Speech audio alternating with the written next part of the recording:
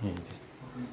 Berarti yang kalau di sini itu Jakarta wajib TK berarti ya?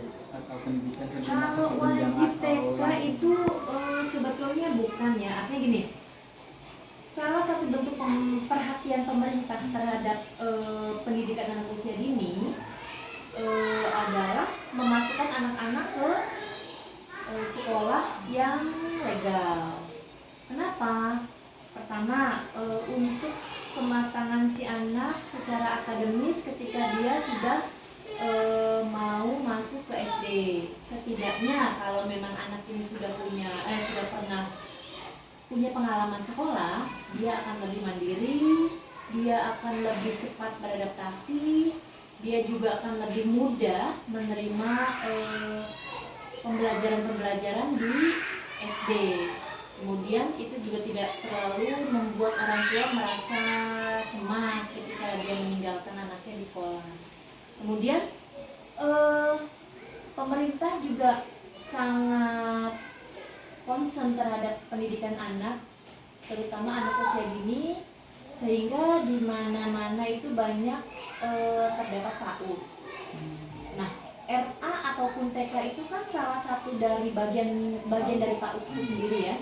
Makanya sekolah-sekolah yang sifatnya formal, sifatnya legal itu sama pemerintah prioritaskan. Mereka mempunyai kejelasan, baik kejelasan secara data, kemudian juga dalam akademis juga mereka berjenjang seperti itu. Kalau misalkan yang sekolah tidak formal itu kan kayak semacam les gitu. Yeah. Nah itu kan pertama tidak bisa dipertanggungjawabkan legalitasnya. Yang kedua, untuk pembelajarannya juga tidak ada tahapan-tahapan seperti di PAUD, TK ataupun RA.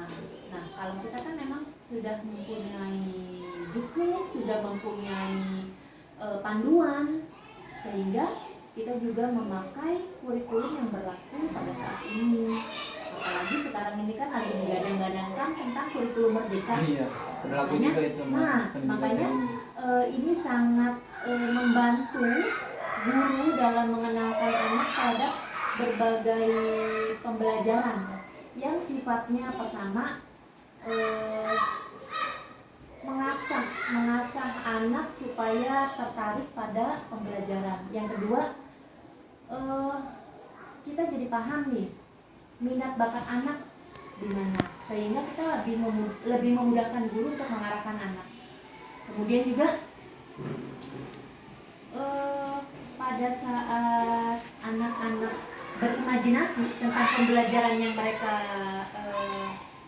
lalui, pembelajaran yang mereka lewatkan, itu membuat mereka lebih kreatif, membuat mereka lebih antusias terhadap pelajaran. Tetapi memang setiap pembelajaran yang baru dikenalkan ada plus minusnya. Plus minusnya adalah plusnya membuat anak lebih tertarik untuk belajar, membuat pengalaman belajar mereka lebih baik dan lebih menarik. Minusnya adalah sekolah memang harus siap secara secara fasilitas, kemudian juga siap untuk guru-gurunya lebih lebih cekatan lagi, lebih aktif lagi. Jadi tidak hanya menunggu anak-anak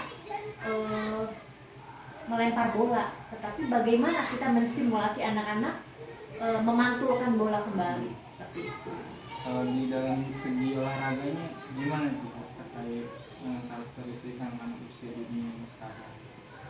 Rata-rata anak usia dini terhadap perkembangan olahraga itu jauh lebih cepat. Karena apa? Mereka itu butuh ruang, mereka itu butuh gerak, mereka itu butuh pengalaman yang menarik, mereka itu butuh sesuatu yang baru. Sehingga untuk satu kegiatan yang sifatnya gerak tubuh, olah tubuh, itu mereka antusias. Karena apa? Pengalaman baru buat mereka. Di rumah mungkin mereka bisa mengikuti gerakan-gerakan dari YouTube atau TV atau apa gitu ya, tetapi kan sendiri. Beda halnya mereka melakukan bersama teman-teman, dipandu oleh guru. Pengalaman mereka tentunya akan lebih membuat mereka merasa tertantang, lebih mereka antusiasnya lebih tinggi dibanding mereka melakukan sendiri di rumah.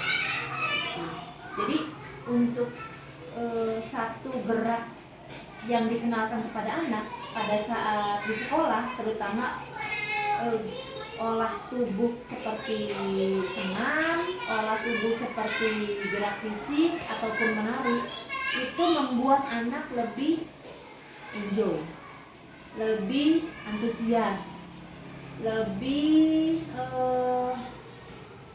membuat mereka happy. Karena apa? All out. Mereka mengeluarkan dengan tanpa beban. Beda halnya dengan pendidikan-pendidikan yang sifatnya akademis, yang sifatnya sains, yang mungkin sains menarik ya. Cuma kalau sains kan kita fokus. Kalau untuk gerak tubuh kan kita mau asal juga, yang penting anak kan happy. Jadi udah gerak mah mau asal kayak gimana ya, kalaupun kita arahkan tentunya anak lebih bagus ya. Tapi kalau nggak diarahkan pun mereka happy. Yang penting apa? Ada ruang mereka untuk bergerak. Nah seperti itu. Karena mungkin masa kanak-kanak itu ya bermain. Ya betul.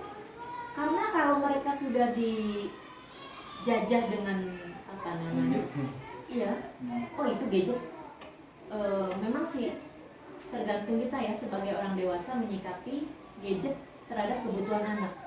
Tetapi kalau misalkan kita terlalu terpaku sama gadget, akibatnya anak akan lebih fokus pada gadget sehingga dia melupakan bahwa dia adalah makhluk yang membutuhkan makhluk lain. Nah, individualis. Ya, itu menciptakan anak menjadi individualis, egois. Kemudian juga keinginannya itu apa ya? Menjadi sebuah ambisi. Ketika mereka bermain dengan teman, itu kan mereka juga melatih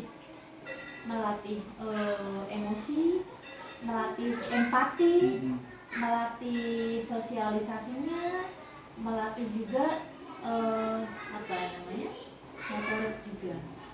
Kayak misalkan, oh tadinya saya ini nggak bisa salto nih, atau saya nggak bisa lompat-lompat. Nah begitu teman-temannya pada salto atau lompat, akhirnya ikut-ikutan. Nah bisa juga seperti itu. Ada ketertarikan tersendiri ketika mereka bermain dengan teman, ada pengalaman sendiri ketika mereka juga bermain dengan teman. Kalau dengan gadget kan mereka cuma satu arah ya, dia ngeliatin gadget aja terus jingkrak-jingkrak sendiri. Kalau dengan teman kan, teman yang ini melakukan ini, teman yang ini melakukan ini, coba saya melakukan apa nih supaya lebih bervariasi.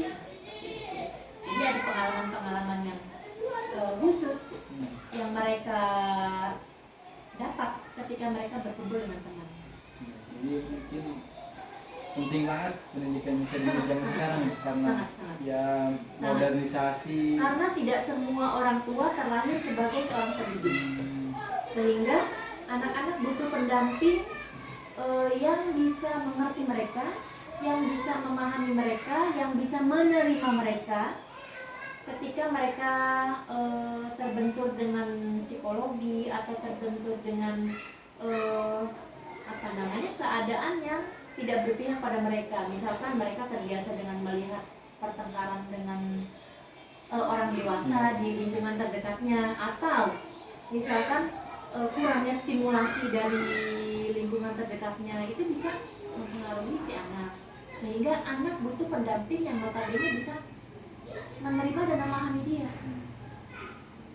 Jadi apakah benar di pendidikan Indonesia ini merupakan masa-masa emasnya anak? Golden Age. Sangat. Karena gini, anak itu kan dia belum dapat informasi apapun kalau orang-orang dewasa di sekelilingnya itu tidak memberikan informasi atau tidak memberikan arahan atau tidak memberikan stimulasi yang baik.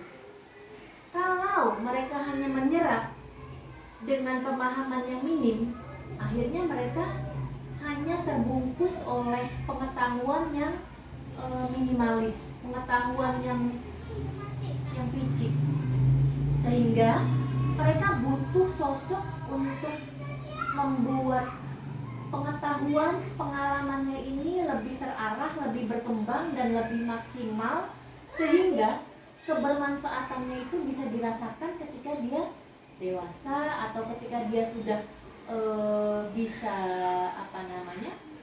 bisa main sendiri jauh dari jangkauan orang tua. Setidaknya dia sudah mempunyai pengalaman, setidaknya dia sudah bisa lebih berani, setidaknya dia sudah terlatih untuk mandiri, sehingga mempersiapkan mental anak menjadi kuat dan menjadi lebih disiplin. Dari pihak guru itu menghadapi ibaratnya pasti ada hambatan terkait Ya, pembelajaran pasti. apaan itu. Hambatannya kadang-kadang gini, orang tua ketika ditanya sewaktu pendaftaran, orang tua tidak kooperatif dalam menjelaskan kekurangan apa yang dimiliki si anak. Ada kebutuhan khusus kah? Iya. Sehingga pada saat pembelajaran berlangsung, anak ini sudah mulai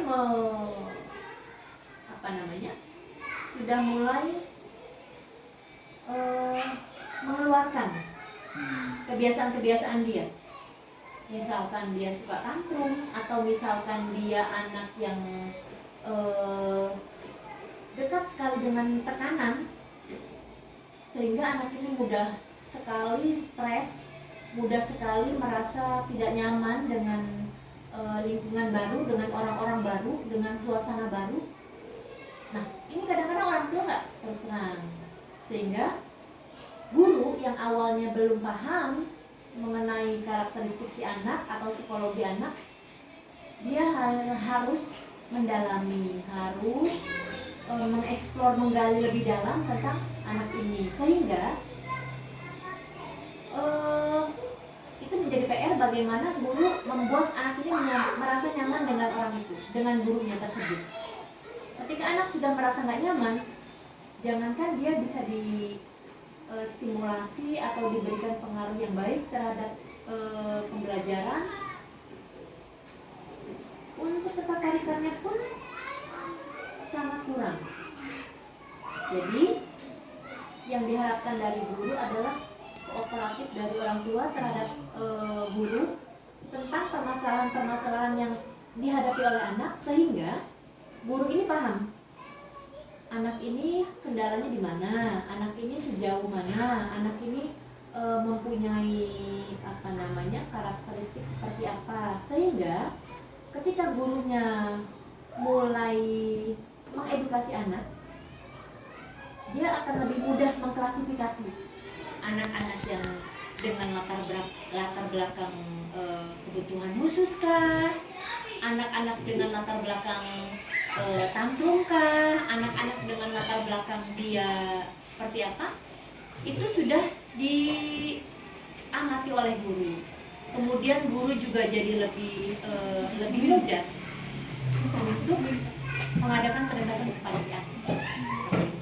Itu kendalanya salah satu yang dihadapi oleh guru ketika mengetahui bahwa anak ini mempunyai perbedaan dengan anak-anak yang lain. Tapi sejauh ini alhamdulillah guru bisa menangani, karena mungkin berdasarkan pengalaman yang sudah dia hadapi. Tapi memang ada beberapa kasus yang harus didalami lebih lanjut, dan itu perlu kolaborasi antara orang tua dengan pihak sekolah. Mungkin terakhir di Nurul ini ada berapa tingkatan kelas untuk menjalani jenjang SD? Ada dua. Jadi dari PAUD, anak kelas sekolah, ya, kita masuk ke kelas A. Dari kelas A yang kita eksplor minat bakat anak dengan pembelajaran yang lebih ringan, karena konsep kita kan bermain sambil belajar. Dari permainan kan kita mengambil pembelajaran. Nah, kita masuk ke kelas B yang notabene kelas persiapan, di mana anak ini memang sudah dibiasakan untuk disiplin, untuk lebih bertanggung jawab, untuk lebih lebih siap lagi, terutama hal-hal yang ada di SD mereka kita kenalkan, misalkan dengan adanya upacara bendera, kemudian juga dengan adanya sholat berjamaah, dengan adanya kegiatan-kegiatan lain yang sama seperti di SD, sehingga ketika mereka di SD, pertama mereka tidak kaget, yang kedua mereka sudah enjoy dengan kegiatan tersebut. Naik kelasnya berapa semester apa? 2 semester, 1 tahun. Berarti yang anak kecil ini 4 tahun itu dari 1 tahun, 1 tahun. ya, kemudian ke kelas A, dari kelas A mereka ke kelas B, kemudian kita luluskan mereka di SD atau di FI. Kelas A saran usia berapa itu? Kelas A 4 sampai 5 tahun. 4 sampai 5 Iya. tahun. Kelas B lanjutannya. Iya, sampai 6 tahun. Iya. Oke, itu aja Bu terkait informasinya. Terima kasih banyak. Iya, sama-sama. Buat sebagai bahan literatur buat pengalaman Iya. di belakang. Ya, betul. Karena memang informasi-informasi seperti ini kadang-kadang terlihat sepele, tetapi ini yang mendasari jurnal kita sebagai sebagai bahan laporan, ya, bahan laporan sifatnya untuk satu kegiatan akademis. Terima kasih banyak. Iya, sama-sama.